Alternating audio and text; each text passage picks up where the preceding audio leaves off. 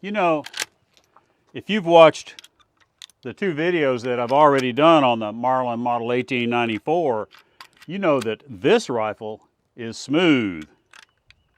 But the question is, will it shoot?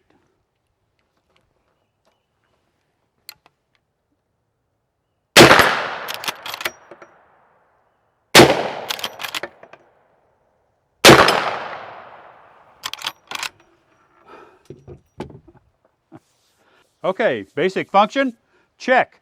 But there's some more work we've got to do, and if you'll stick with me, I'll tell you what that is.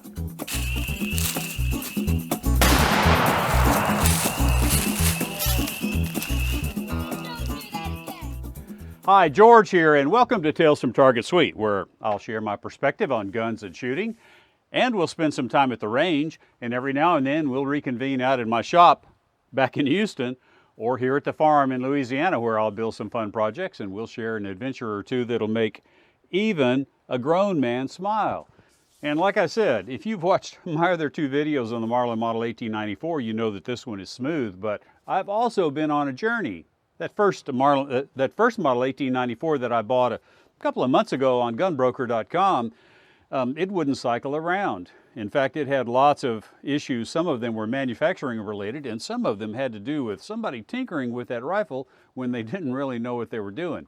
And so I sent that back to the seller on Gunbroker, and fortunately, even though I was outside of the 3-day window, he graciously accepted my return. And then I found this rifle to replace it. Now, this rifle is a year model 1979. The one that wouldn't work was from 1974. And as I said, it's smooth. And please don't judge me about this scope, because it's going to come off in the very near future. And I'm going to replace it with another aperture sight, because if you've watched any of my stuff, you know that I really like the aperture sights, whether they're from Skinner or one of the other manufacturers. So you know that that rifle is smooth, and you saw that it will at least shoot. But here's the big question. Will it shoot well with both jacketed bullets as well as cast bullets? Now, we talked about this before, but the Marlin 1894 has, the older ones have micro-groove rifling. And that means that there's a lot more lands and grooves, and they're cut shallower than with traditional rifling. And so it's important to get bullets that are sized properly for the micro-groove barrels, the specific barrel that they're going to be shot in. And I want to say thanks to some of you guys out there for commenting on a couple of my previous videos where we talked about this, and you actually confirmed some of the information that I had also read online. And I really appreciate you guys jumping in, and thanks. And what else? Oh yes, if you haven't already, please hit subscribe. And then if you click on that little bell, YouTube says you'll get notified every time I upload a new video, usually on Tuesday. Now, the first thing I did when I got this rifle home and got it cleaned up was I slugged the barrel. And I found that the bore diameter, the groove diameter of this rifle was .4295. And so when I ordered 200 grain and 240 grain hard cast bullets from the Missouri Bullet Company, I asked them to size those bullets at .431 inches instead of .430, which is their traditional number. And then I threw together some non-optimized hand loads. And we're going to compare those non-optimized hand loads with the non-optimized choice of MagTech factory ammunition. And so between those non-optimized choices, I hope we'll get a little bit of data, and we'll just have to see.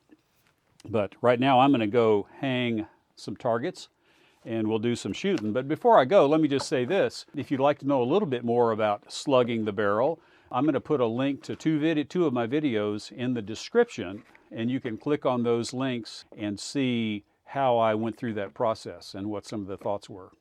So let's go hang some targets. Okay, we're down here at the 50-yard range, and this top target here is going to be for the 200 grain bullets. The next target is for the 240 grain bullets, and this bottom target is the MagTech factory ammunition. We're going to shoot a 3-shot group at each one, and we'll see if we see any consistency, any data that we might be able to use. Who knows, because all of this is non-optimized, but it's still going to be shooting and it's still going to be fun, and we're going to learn something. I just don't know what it's going to be yet. So let me get to shooting.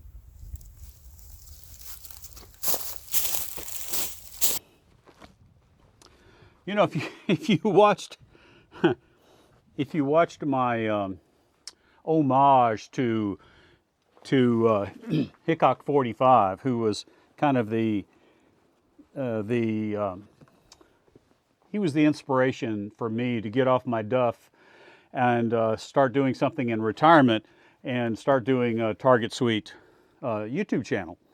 And if you watch that homage carefully and looked, you could see that I had some very strange earplugs in as I was doing my woods crawl on that M274 mule. And so today, back with a high-powered rifle, I've got some traditional earplugs in. Those non-traditional just wouldn't work here. Okay, so now I'm going to shoot 2 3-shot groups with the 200 grain bullet, then 2 3-shot groups with the 240 grain bullet, and these are very mild loads, by the way. These are moderately Magnum, and then of course we have the MagTech. So I'm going to get started here, and I'm going to shoot 2 3-shot groups, and we'll see if we get any usable data.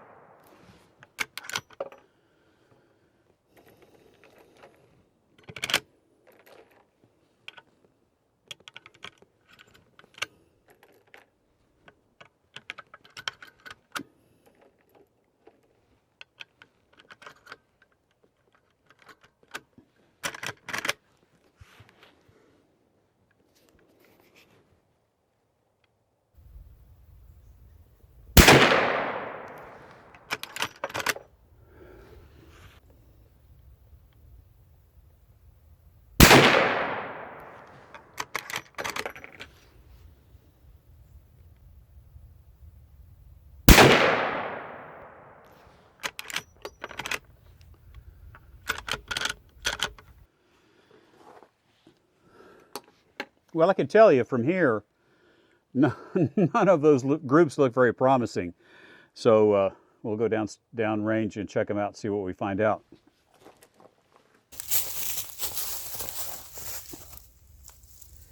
These are the 200 grain bullets, the very light load.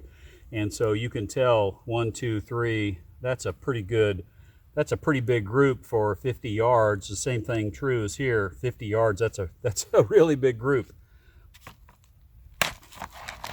Here's the 240 grain bullet. And there's a 3-shot group right there. And there's a 3-shot group right there. So that's not a bad group. What's interesting is, and these are hand loads, not optimized, that's okay.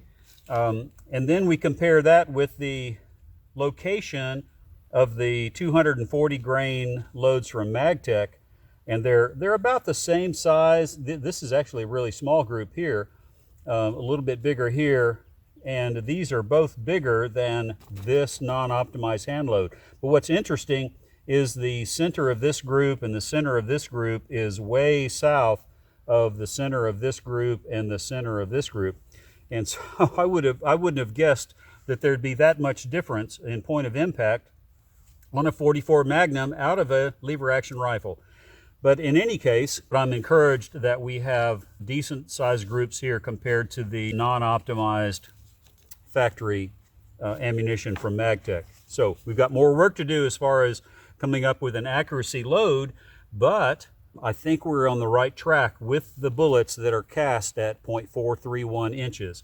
I think we're okay. If this is the only data point we had right here with with these light loads, I'd be really discouraged. But fortunately, we can just get rid of that one and rejoice here that we've got some decent groups compared to the jacketed bullets down here from Magtech.